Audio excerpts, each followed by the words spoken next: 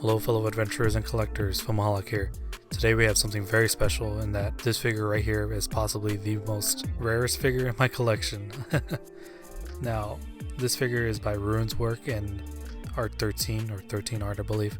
It was a collaboration they did last year I believe, and this figure was released in a quantity of 500 I believe, and around 150 of those were sold internationally.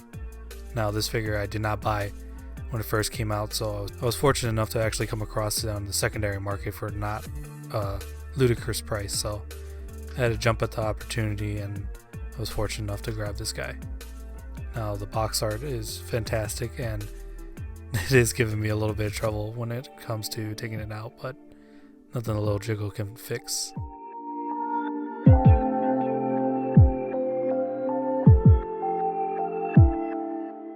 So included in the package is a little instruction pamphlet to give directions on how to change the batteries for the light up feature on the helmet.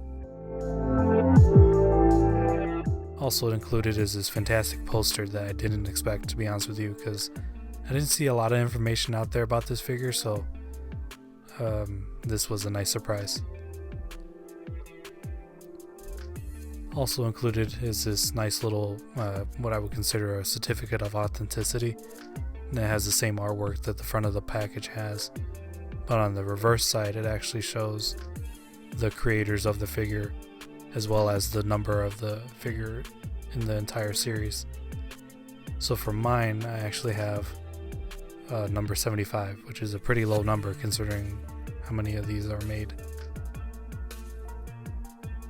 Now with that said, here's the figure itself, and to be honest with you, something that really caught my attention right away when I took him out of the package was how heavy he was. For some reason I was kind of expecting him to be a little bit lighter, but you can tell there was a lot of craftsmanship that went into this figure. Now from what I can gather from Ruinswork figures, they're all handmade for the most part, so it's really nice to see the attention to detail put into each figure. And I've never seen one in person, so it was nice to actually hold one in my hands.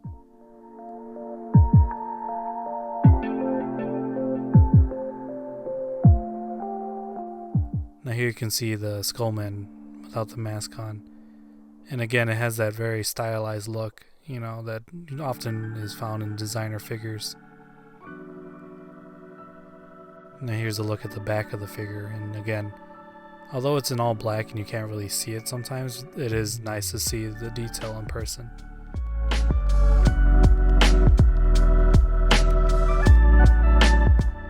Here's a look at the helmet, and something unique about this is that it's able to light up.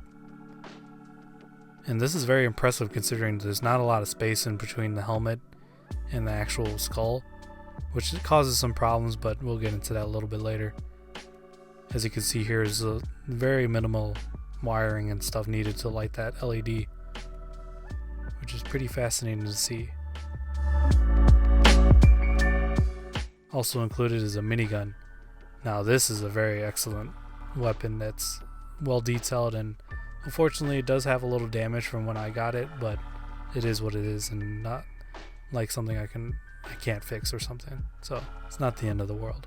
Something that always fascinates me about these designer figures is that the attention to detail the artist puts into like world building in terms of the figure. Also included is an ammunition belt that goes back into the holster on the back of the figure. Now this is that holster that the ammo belt plugs into on the back. Those two hooks actually clip into the chest rig that he has. Also included is a pair of relax hands. And for some reason I thought they were articulated, but That was another thing that was proven wrong. Now here's a look at the chest rig that he comes with, and another nice surprise that I found out when I opened the figure was actually this part is magnetic, so you can see the detail that's underneath. And this is very well crafted, and to be honest with you, I was really surprised at how heavy this was as well. So overall, this is a very nice piece to have. Now something that you rarely see is the actual t-shirt, so there's a look at that. Again, I can't stress enough how well crafted this figure is, and as you can see here he is all kitted out.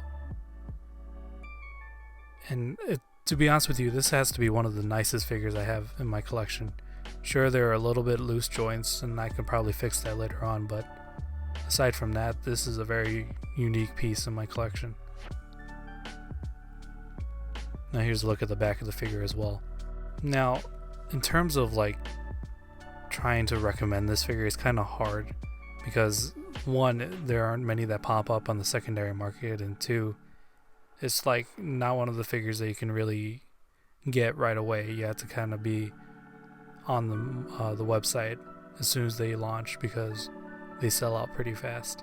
So yeah, it's great to see that he's able to hold his accessories, and you know, he's able to pose. That was another worry that I had, to be honest with you, because not many people pose their figures when they get these figures, which is understandable because they're very costly.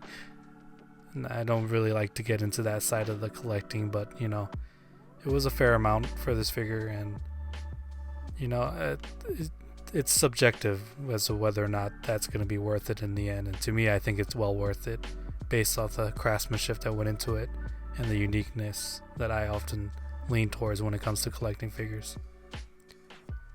So with that said, thank you all for watching, and until next time, I'll see you around.